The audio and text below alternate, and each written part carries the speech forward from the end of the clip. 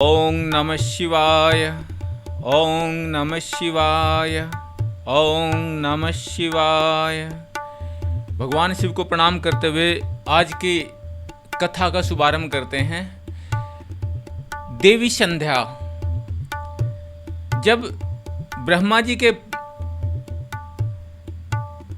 कामासक्त होने के बाद, जब ब्रह्मा जी कामासक्त हो गए संध्या पे, और सभी उनके पुत्र और देवी संध्या में भी ये विकार उत्पन्न हो गया, यानी कि काम ने जब सबको मोह लिया, तो देवी संध्या जो है भगवान की माया से, जब उनके ऊपर से माया हट गई, भगवान शिव ने दर्शन दिए और ब्रह्मा जी को उन्होंने थोड़ा इस आचरण के लिए टोका, इस आचरण की भूल को संवारने के लिए बोला।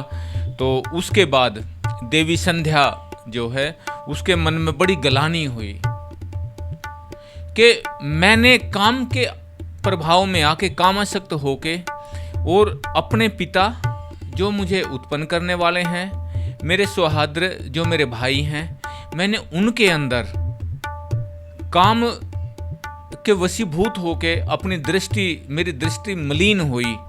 मैं उसके लिए प्रायश्चित करना चाहती हूँ, मैं इस देह का त्याग करना चाहती हूँ, और मैं चाहती हूँ कि मेरा ये जो शरीर है, ये जैसे अग्नि के अंदर, ज्वाला के अंदर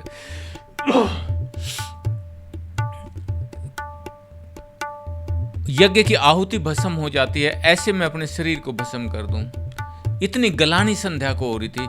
और देखिए, ये स्वाभाविक भी है कि जब अपने से कोई पाप हो जाता है तो उसकी जब गलानी आती है मन में, तो पता नहीं कैसे कैसे विचार व्यक्ति के अंदर, स्त्री हो या पुरुष हो, कैसे कैसे विचार आने लगते हैं। तो वही स्थिति देवी संध्या की थी। लेकिन देवी संध्या कोई साधारण स्त्री नहीं थी।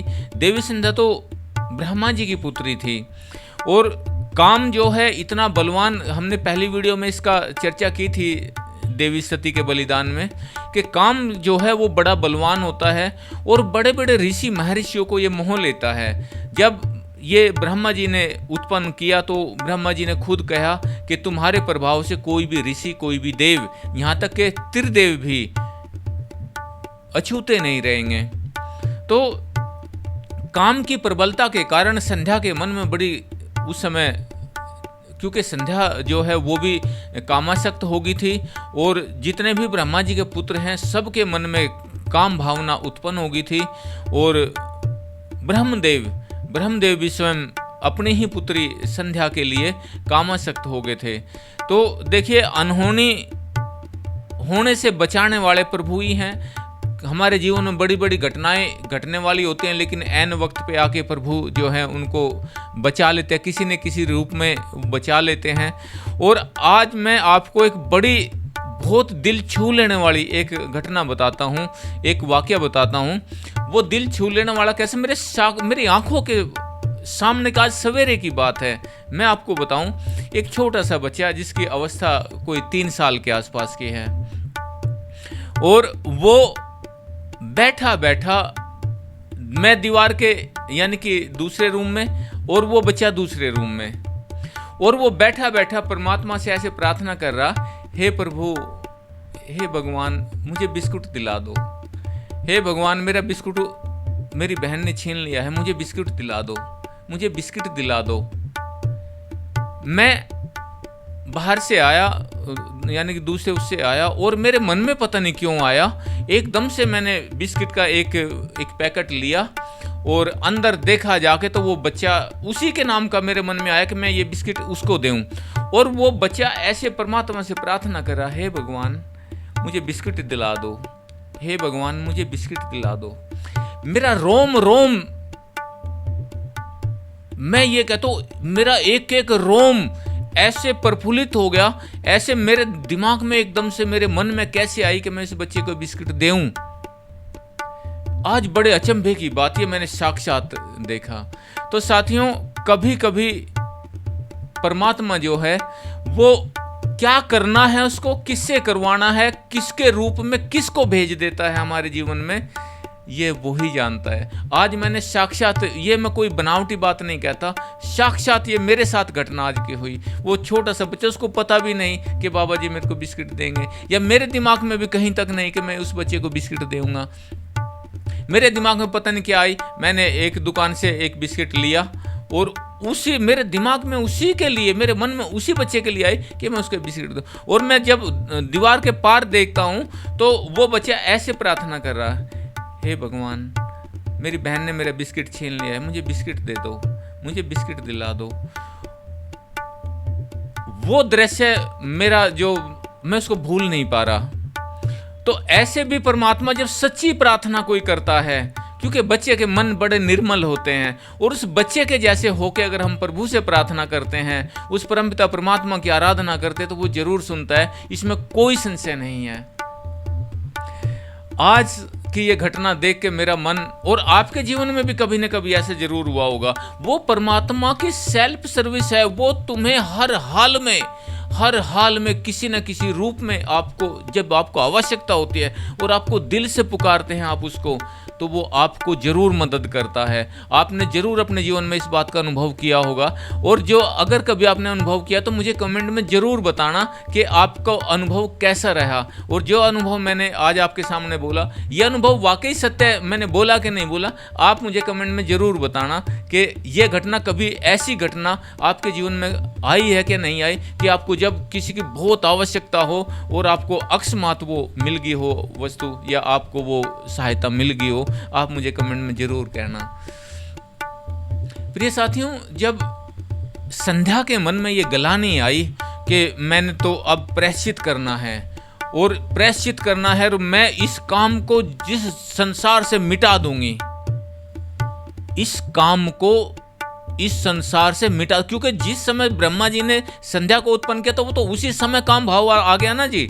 कोई ये तो है नहीं कि संध्या बहुत पहले से थी, उसी समय उनका प्रादुर्भाव हुआ, उसी समय उनका जन्म हुआ, और उसी समय कामासक्त हो गए। संध्या ने यह प्रण लिया कि मैं इस कामासक्ति को मिटा दूंगी। कोई भी इस धरती पे, आकाश में, किसी भी लोक में ऐसा नहीं होगा जो जन्म लेते ही कामासक्त हो। कितना बड़ी सोच। लेकिन जब आपके अंदर कोई गहरी, आपको मन को ठेस लगती है, तभी कोई आप ऐसे फैसले ले पाते हैं। आपने भी जीवन में कोई ना कोई फैसला ऐसा जरूर लिया होगा जो आपको लगा होगा कि हाँ, अब इसकी अति होगी, अब यह नहीं होना चाहिए। ये जितनी हमारी सनातन परंपरा की ग्रंथ हैं, हमारे वेद हैं, पुराण हैं, ये सब वे ही सत्य घटनाएं हैं। ये उन्हीं घटनाओं के, जो घटनाएं घट चुकी, ये उन्हीं का वृत्तांत है, ये उन्हीं का वर्णन है, कोई ये अलग से नहीं आ गया। ये जो है परमात्मा ने हमें सच्चे मार्ग पे चलने के लिए, जैसे श्री कृष्ण जी ने गीता को बोला अर्जुन को,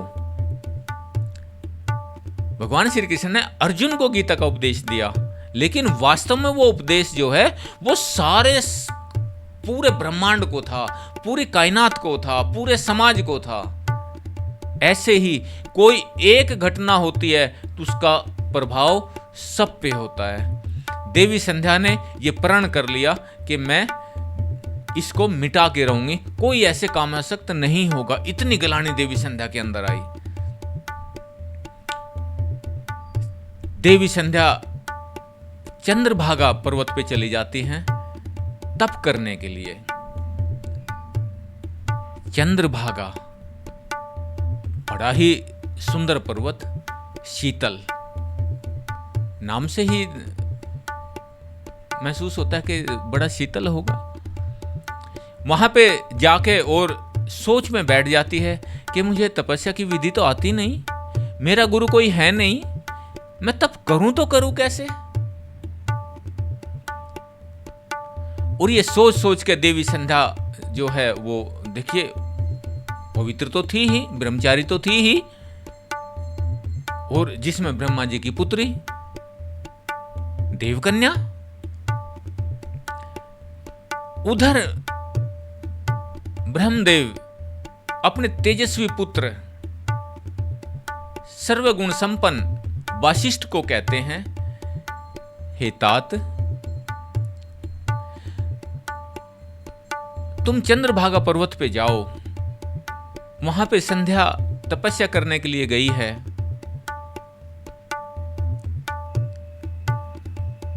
उसे तपस्या करने की विधि मालूम नहीं है। आप जाओ, जो विधि उसके लायक हो, जिस विधि से वो तप कर सके, तपस्या कर सके, वो विधि उसको बताओ। लेकिन आप अपना रूप बदल के जाओ, क्योंकि उस समय देवी संध्या जो है, कामासक्ति के समय आप भी थे। आपने उसको देखा और उसने आपको देखा। इस स्वरूप में देवी संध्या तुमसे बात तक नहीं करेगी। जब कभी हमारे जीवन में कोई ऐसी घटना घटती है, हम किसी से नजर नहीं मिला पाते, समाज में कोई किसी से नजर नहीं मिला पाता,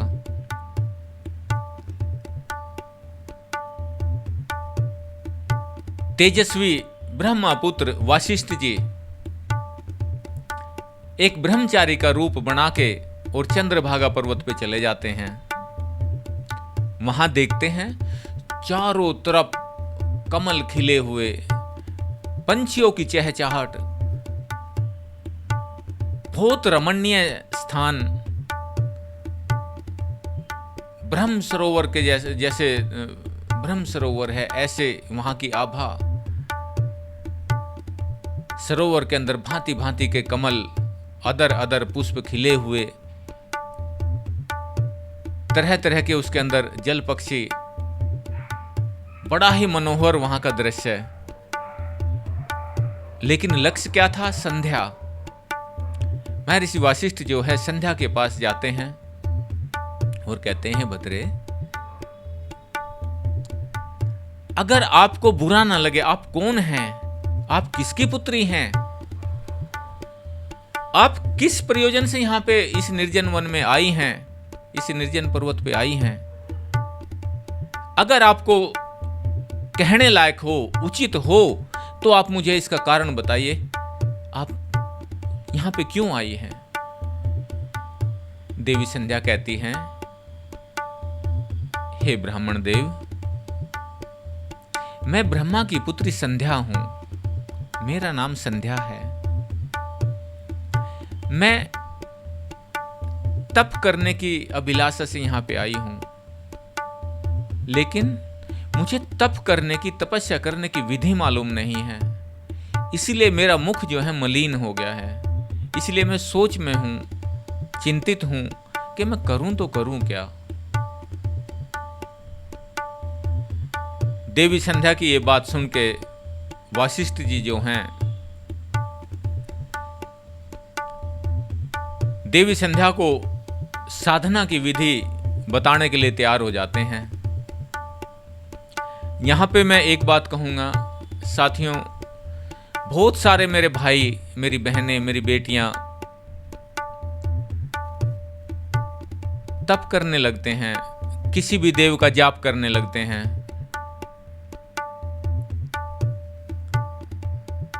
और अपनी मन मर्जी से वो करते जाते हैं। साथियों, बगैर गुरु के, बिना गुरु के ये सफल नहीं होता। इस बात से हमें यहां पे देवी संध्या, देवपुत्री, इतना बड़ा संकल्प लेने वाली, लेकिन बिना गुरु के विवश थी।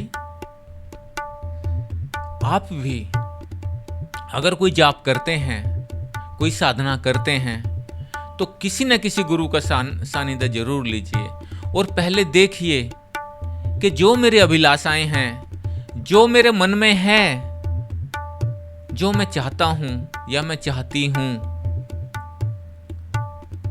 वो साधना इस गुरु से मुझे मिल पाएगी या ये मुझे दे पा रहे हैं। पहले गुरु को अच्छी तरह जानिए,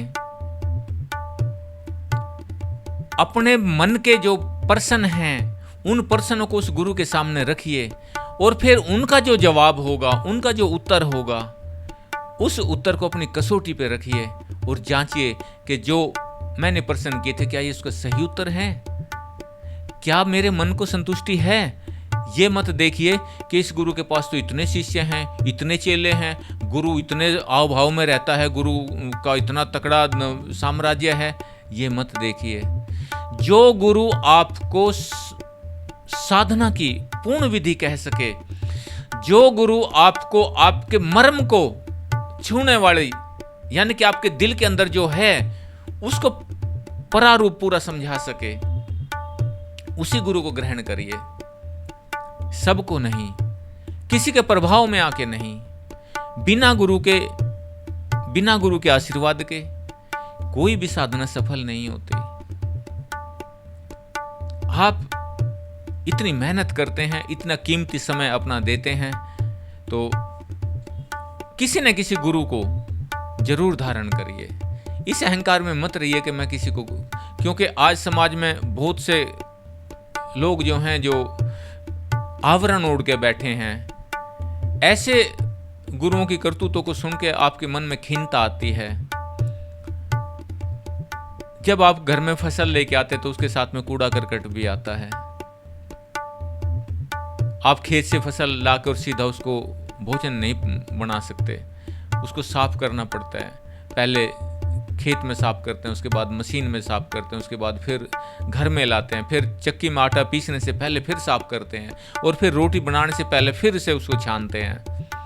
कई बार आप, लेकिन किसी भी गुरु के प्रभाव को देख के आप तुरंत एक बार में ही गुरु बना लेते हैं और एक ही बार में अपने पूरे जीवन की नैया उसको सौंप देते हैं। ऐसा मत कीजिए। जो गुरु पकड़ पकड़ के शीशे मूंदता हो, बुला बुला के, ऐसे गुरु को नहीं। जो वास्तव में आपके प्रश्नों को उत्तर दे सके, उसी गुरु को धारण करिए। जो आपके तीर को निशाने पे साध, बिल्कुल तीर निशाने पे आपका सद सके, उसी गुरु को धारण करिए, वही गुरु बनाइए। देवी संध्या जो है वो वासिष्ठ की बात को सुनकर बड़ी प्रसन्न होती है और वासिष्ठ जी जो हैं देवी संध्या को भगवान शिव के विषय में कहते हैं कि देवी सभी तापों का शमन करने वाले, तीनों तापों का शमन करने वाले, सभी देवों के अधिष्ठाता भगवान शिव हैं। भगवान शिव की आराधना आपको करनी चाहिए। सभी को सब कुछ देने वाले भगवान शिव की आराधना करिए। भगवान शिव ही सबको वर देते हैं। सभी देवताओं के अधिष्ठाता भगवान शिव हैं, देवों के देव महादेव।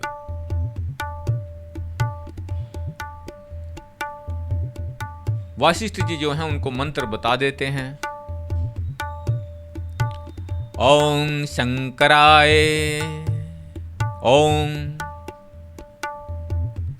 ओम शंकराय, ओम।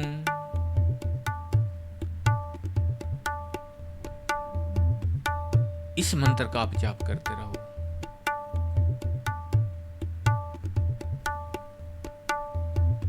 तीन दिन बाद आप जल ले सकती हैं और 9वें दिन आप पूर्ण उपवास कर सकती हैं। स्नान करे तो चुप होके करे, मौन होके करे। भगवान की आराधना करे, उनकी पूजा करे तो मौन होके करे।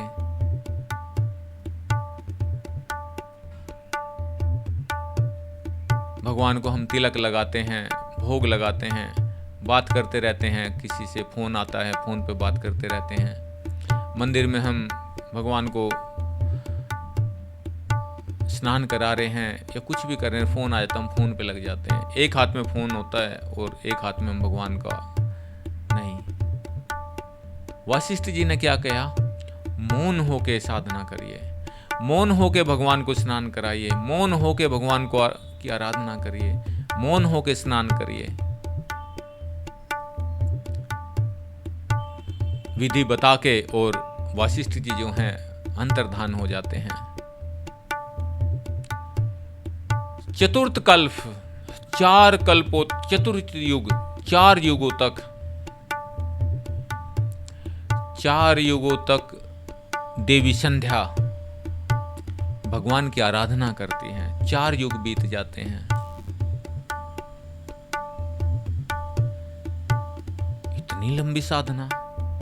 हम क्या सोचते हैं, बस थोड़ी सी धूप ऐसे मली, लगाया भगवान को, हे भगवान आज मेरा ये काम कर देना, हे भगवान, जो भी मन की इच्छाएं होती है लोगों की। और कितने तो क्या करते हैं, थोड़े दिन भगवान को धूप लगाते हैं और कह देते हैं, ले आप तो मेरे लिए कुछ नहीं करते, आज के बाद मैं तेरी पूजा ही नहीं करूंगा। भगवान से रुष्ट हो जाते हैं। और कितने लोग दूसरे धर्मों के आज हमारे देश में लोगों को तरह तरह के लुभावने उनको ऑफर देते हैं, विकल्प देते हैं कि आओ हमारे धर्म में, आपको तो इतना धन मिल जाएगा, तेरे बेटे की शादी हो जाएगी, तेरा घर धन धान्य से भर जाएगा, आ जा हमारे साथ, हम तो डूबेंगे लेकिन साथ में आपको भी लेकर डूबेंगे। आपके धर्म में इतना बड़ा 14 यानी आपके 18 पुराण, 4 वेद, 6 शास्त्र, कई सौ यानी कि 200 से भी ज्यादा उपनिषद, अनेक नीतियां और भी बहुत सारी संतों की वाणी, इतना होते हुए भी हमारे बच्चे हम दूसरे धर्मों में चले जाते हैं। यह हमारे लिए बड़ी विडंबना की बात है। हमें सोचना चाहिए कि हम कौन हैं। मैं तो कहता हूं ये बड़े सौभाग्य की बात है कि आपका जन्म सनातन परंपरा में हुआ, और वो भी इस भारत देश में हुआ। इतना अच्छा कुल, क्योंकि मैं दावे से कहता हूं जो मेरी इस कथा को सुन रहा है, भगवान शिव की इस कथा को सुन रहा है, वो भगवान में आसक्त जरूर है। जो यहां तक इस कथा को सुनता सुनता आ गया है तो परमात्मा में आसक्त जरूर है।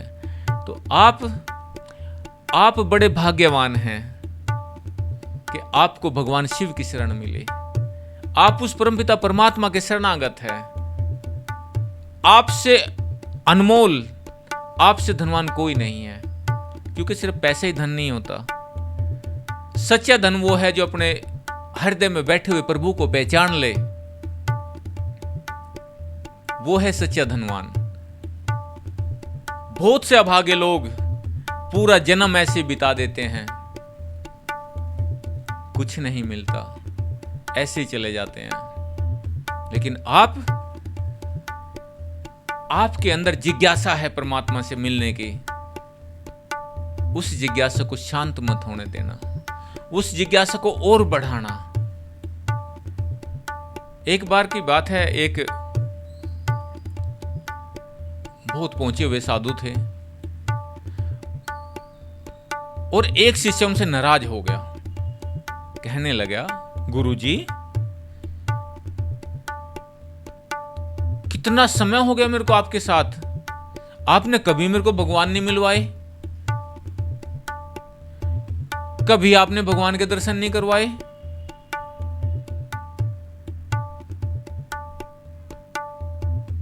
गुरुजी जो है नदी के किनारे चल रहे थे और गुरुजी ने ऐसे नदी में धक्का दे दिया शिष्य को। डूबने लग गया, गुरुजी बचाओ, गुरुजी बचाओ, मैं डूब रहा हूं, गुरुजी बचाओ, छटपटाने लग गया। गुरुजी ने पकड़ के खींच लिया। गुरुजी आप मुझे नदी में ना मेरा हाथ पकड़ते तो मैं तो मर जाता। गुरुजी मेरी एक एक श्वास बड़ी मुश्किल से आ रही थी। हे प्रिय शिष्य, जो छटपटाट अभी आपकी जीने के लिए थी, वो ही छटपटाहट प्रभु से मिलने के लिए होनी चाहिए। जिस दिन ये छटपटाहट तुम्हारे अंदर उत्पन्न हो जाएगी, उस दिन प्रभु तुम्हारे सामने होंगे, तुम्हारी आंखें खुल जाएगी, तुम अंतर्मुखी हो जाओगे, क्योंकि वो तो है, हमारे हृदय में पहले से है। उनके बगैर तो ये एक पल भी नहीं चल सकता। ये उसने वादा किया है कि मैं तेरे से पहले इस शरीर में आऊंगा। उन्होंने वादा किया हुआ है कि मैं तुझसे पहले इस शरीर में आऊंगा। जब तक वो है तब तक हम इस शरीर में हैं।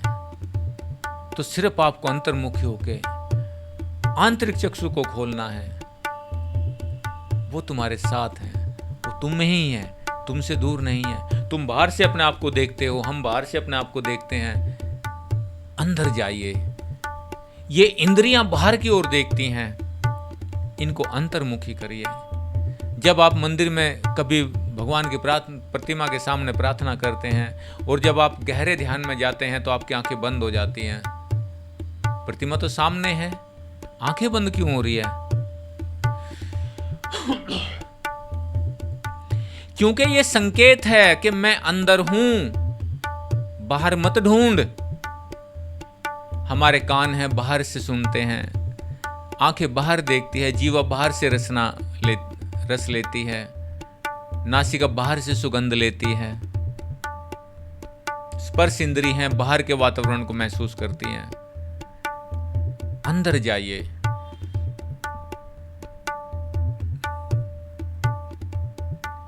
जिस दिन अंदर दृष्टि मुड़ेगी, उसी दिन सब कुछ मिलेगा।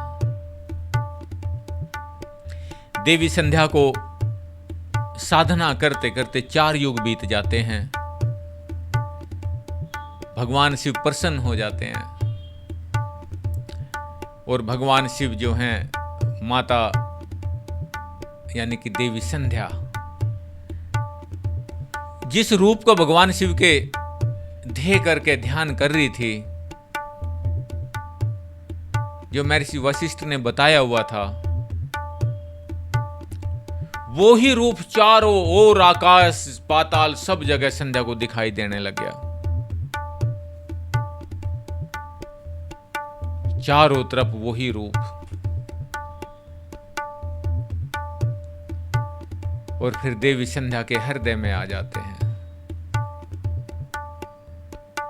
देवी संध्या देखती हैं, आंखें खुलती एकदम से और सामने भगवान शिव खड़े हुए हैं। ये विशाल साम्राज्य के मालिक, कर्पूर गौरम करुणावतारम संसार सारम भुजगेंद्र हारम सदा वसंत्यम हृदयारविंदे भमम भवानी सहितम नमामि। इतना सुंदर स्वरूप, इतनी शीतल, करोड़ों सूर्य के माफिक तेज। देवी संध्या प्रफुल्लित हो जाती है,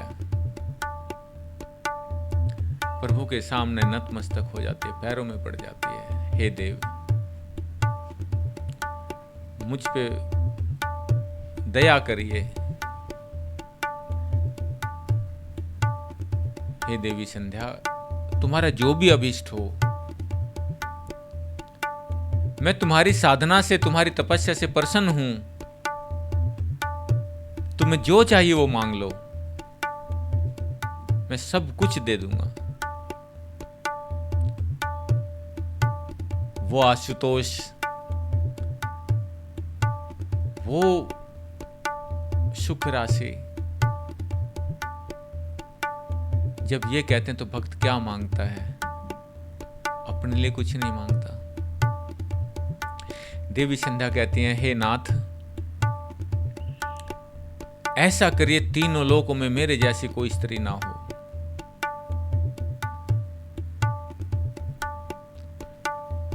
जो लोग जन्म लेते हैं वो जन्म लेते ही कामासक्त ना हो, काम के वशीभूत ना हो।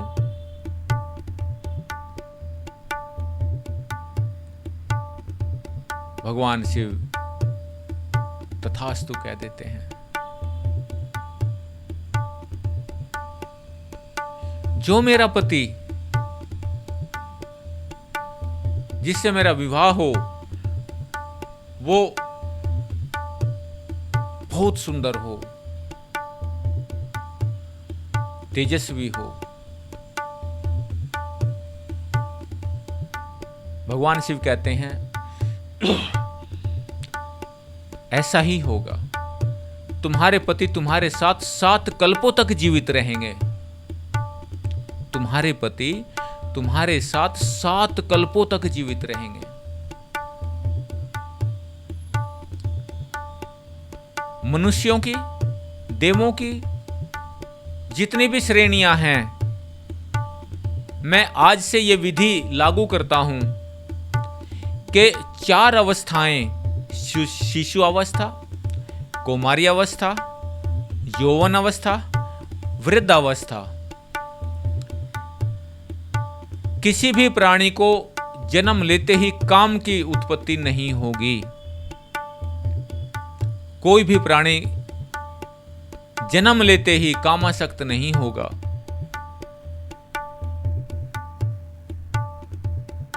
तीसरी अवस्था में जाके उसके अंदर काम की जागृति होगी, यानी कि युवावस्था में। कुछ प्रदेशों में, कुछ स्थानों में, कुछ जीवों में ये दूसरी अवस्था के आखिरी चरण में भी उत्पन्न हो गई, लेकिन कुछ में दूसरी अवस्था के लास्ट में।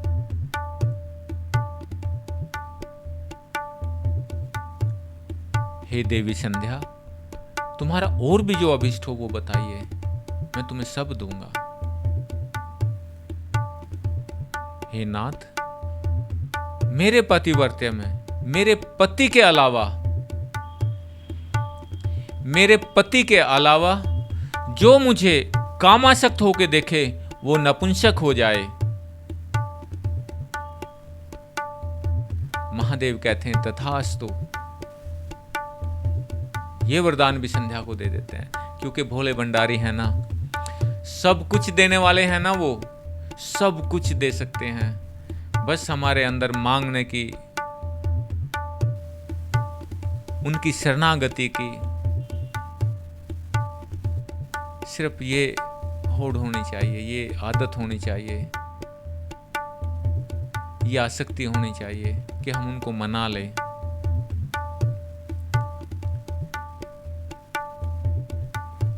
देवी संध्या कहती है, हे नाथ, मैं इस शरीर को भस्म करना चाहती हूं।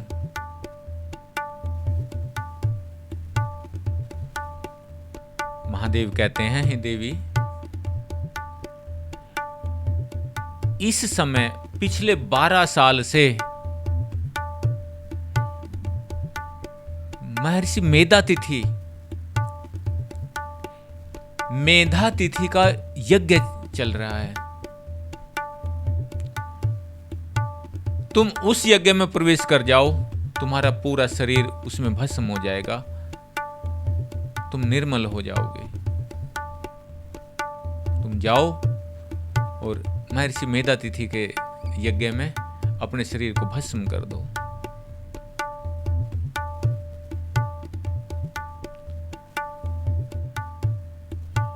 देवी संध्या को ये वरदान दे के भगवान शिव अंतर्धान हो जाते हैं और देवी संध्या सीधी चंद्रभागा नदी पे, मेधा तिथि ऋषि का आश्रम था,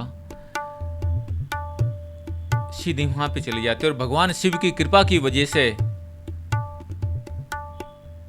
देवी संध्या को कोई देख नहीं पाता और वो सीधी हवन कुंड में प्रवेश कर जाती है और पुरुष की तरह पूरा शरीर उनका भस्म हो जाता है। चारों तरफ उसका पुरुष फैल जाता है, चारों तरफ उसकी गंध फैल जाती है। भगवान शिव की इच्छा समझ के सूर्य देव उसको सूर्य मंडल में स्थापित कर देते हैं। जो भगवान शिव के कृपा से, भगवान शिव की इच्छा समझ के सूर्य देव जो हैं उनको 2 भागों में, प्रातः और संध्या। प्रातः का जो काल है उसमें देवताओं के लिए, और साय काल को पितरों के लिए 2 काल की संध्या हमारी होती है। जो मुख्य संध्या है वो 2 काल होती है, नहीं तो हम त्रिकाल भी करते हैं, लेकिन मुख्य संध्या हमारी 2 काल होती है। प्रातः सवेरे की संध्या देवताओं की, और साय की संध्या पितरों की। जब महर्षि मेधातिथि का यज्ञ पूरा होता है तो उस यज्ञ कुंड के अंदर से एक सुंदर कन्या मेधातिथि को प्राप्त होती है, और मेधातिथि बड़े ही खुशी से उस कन्या को ग्रहण करते हैं। उस छोटी सी कन्या को अपनी गोद में लेके और यज्ञ पूर्ण करते हैं। अपने शिष्यों सहित मेधातिथि उस कन्या का लालन पालन करने लगते हैं, और एक समय आता है तो उसका नामकरण होता है, और नामकरण के समय उसका नाम रखा जाता है अरुंधति। क्योंकि जब यज्ञ में प्रवेश किया था अरुंधति ने, तो उसी ब्राह्मण का, जिस ब्राह्मण ने उनको दीक्षा दी थी, उसी ब्रह्मचारी का उन्होंने पति रूप में स्मरण करके, क्योंकि महादेव ने वरदान दिया था कि जिसको भी तुम पति रूप में स्वीकार करोगी, इच्छा करोगी, वो ही तुम्हारे पति होंगे। देवी संध्या ने जिस समय अपने शरीर को भस्म किया था, तो उन्हीं ब्रह्मचारी का स्वरूप अपने मन में धारण करके किया था। देवी संध्या दूसरे जन्म में अरुंधति के नाम से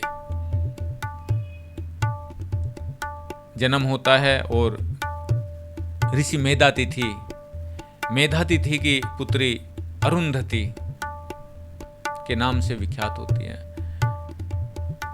बहुत से ऋषियों के द्वारा विवाह में उनको महर्षि वशिष्ठ के साथ में प्रणय सूत्र में बांधा जाता है, यानी कि महर्षि वशिष्ठ के साथ में उनका विवाह हो जाता है, जो बड़े ही सुंदर, जैसे मैंने पहले बताया कि 7 कल्पों तक जीवित रहने वाले ऋषि महर्षि वशिष्ठ की पत्नी अरुंधति, बहुत से पुत्रों को उन्होंने जन्म दिया। सौभाग्यवती जितना भी उनका, क्योंकि अरुंधति का तो आपको पता ही है कि कितने, अरुंधति नारियों की रक्षक, पतिव्रत में अग्रणी,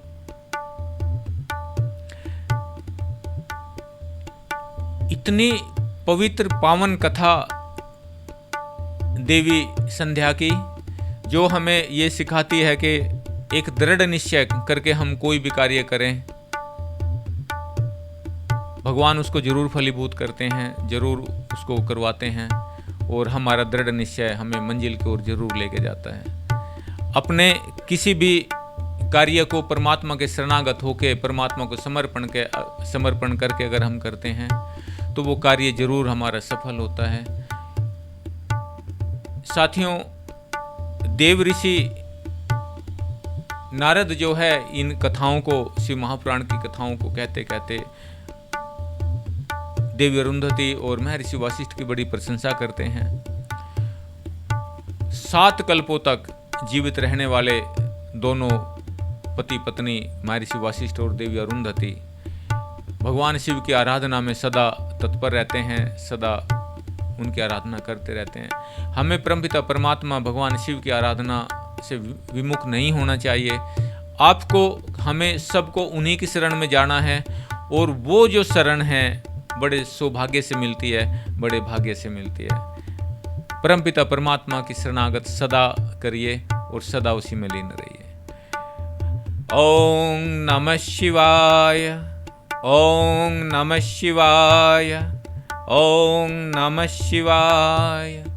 नमो पार्वती पते हर हर महादेव, नमो पार्वती हर हर महादेव।